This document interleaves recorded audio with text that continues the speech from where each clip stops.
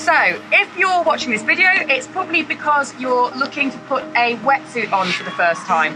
Or perhaps you're used to wearing surf-style wetsuits, but it's your first time putting one on that is more specifically for open water swimming or triathlon.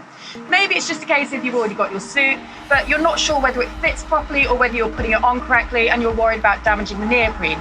We'll be able to talk to you about all those little bits to help keep your kit in perfect condition.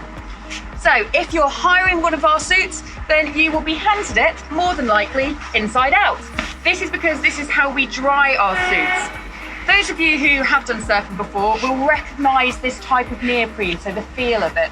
It is rough, it's very porous, but this is actually the inside of the suit. The outside of the suit is nice and shiny. So this means that we've got greater glide in the water, and it also means that we can get a better buoyancy position in the water as well. Because rather than being, say, two panels like a surf suit is, which will make you bob up and down, it's got different paneling around it to aid you in having a neutral body position in the water. So basically, it's putting you in that swim position and it's getting those legs up.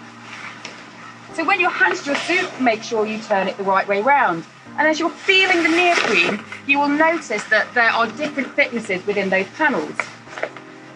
So the leg panels and the front around the chest tends to be around 3 or 4 millimeters thick, whereas when we get to the sleeve sections in the arms, we've got around 2, maybe 1.5 millimeters to help make sure you've got a nice amount of movement.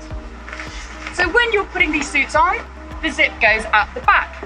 And this again is so that it's nice and streamlined, so that you've not got something there that's getting in your way as you're trying to swim. When you put it on, you want to think about putting this suit on like it were a pair of tights, rather than a pair of trousers. So if you think how you put a pair of trousers on, you step into them. With a pair of tights, those of you who know, you put them on and you really think about where the placement is, because you know you're going to have this crotch that you don't want hanging down here. So with a wetsuit, you want to look to get the cuff around 2 fingers away from your ankle bone. If you've got long legs, then maybe 3 fingers, maybe even 4 fingers to bring that cuff line up and make sure that your crotch is then nice and high as a result. Start by putting one leg in first.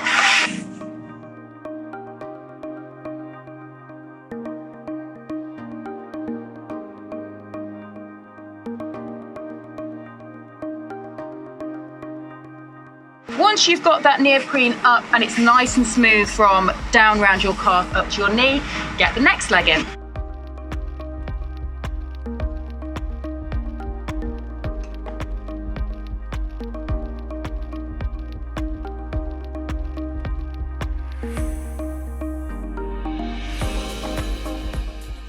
Now, this is where it starts to feel a little bit tight and a little bit difficult. So if you're having a struggle at this stage, then don't worry, it does probably fit. I know that sounds strange, but you want this to fit like a second skin. You don't want it to be too loose or too baggy, because when you get in the water and that water starts entering the suit, if it's really loose, it will make it even looser. And then you'll find you're just a big bag of water that you're having to drag around all the time. So this struggling bit, you're gonna get out of breath. It's going to feel a little bit difficult, but that's totally normal. If you are struggling to get it over your thighs, your hips and your bum, then crossing your feet, bending your knees very slightly and popping your hips forward like so will help you get it on. And then as you can see, my crotch is nice and high. It's not hanging halfway down my knees. Again, with the wrist, you want to do the same sort of placement. So looking at your wrist bone there, 2 fingers up if you've got really long arms, maybe 3 fingers, but what you want to avoid is having it right down over the hand. Because if it's over the other side of your wrist bone, you'll find that it catches your arms and you'll find you've got your neoprene all stuck there, and it'll feel really uncomfortable when you're trying to swim with it. So when I first put this on, you'll see where it goes when my hand's down here, and you'll see how tight that is there.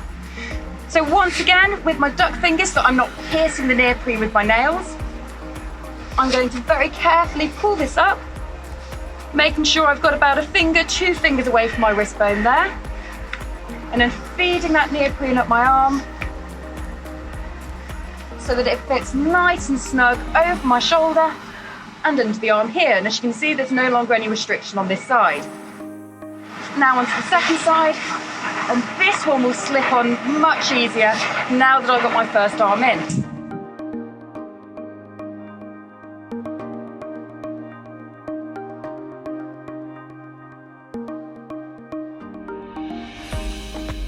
Now, doing your suit up. This is your first time putting it on, and if it's not a suit that's molded to your own body already, so one you've had for a couple of weeks, used it for a couple of swims, you're more than likely going to need to get someone to help do the zip up the back.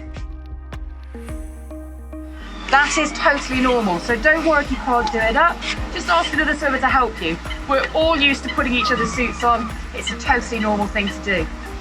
Once you have got your own suit, and it does mold to your body though, you'll start to find you can do it up yourself, and the best way to do that is to do the sumo position and pull that zip up. If you don't want the zip flying around in the back, tuck it in. You can tuck the zip into that bit there, and that will mean you've not got it dragging around you in the water. When it comes to taking the suit off, easiest way to do it, again like a pair of tights, undo the zip.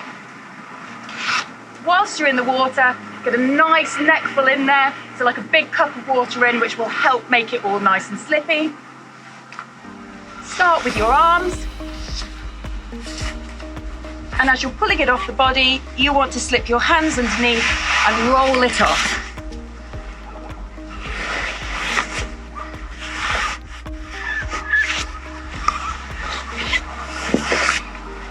The suit will automatically go inside out, and as I say, that's the perfect way to get it nice and dry so that it doesn't smell. Give your suit a rinse with cold water, no detergent, so if there is anything in the water, such as at a site like this where the water's slightly salty, you've not got that salt residue left on your suit. If you're wild swimming, also be mindful of what you could be transferring between different bodies of water.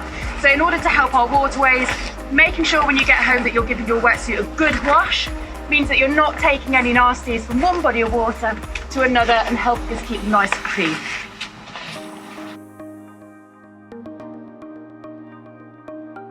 Different tricks you can do to help maintain your neoprene are things like putting socks on your hands. So when you take your pair of socks on to put your wetsuit on, putting the socks on your fingers like that will help cover your nails and stop you from piercing that neoprene. You don't want to be grabbing and clawing at it, because once it breaks, that neoprene will start to degrade very quickly.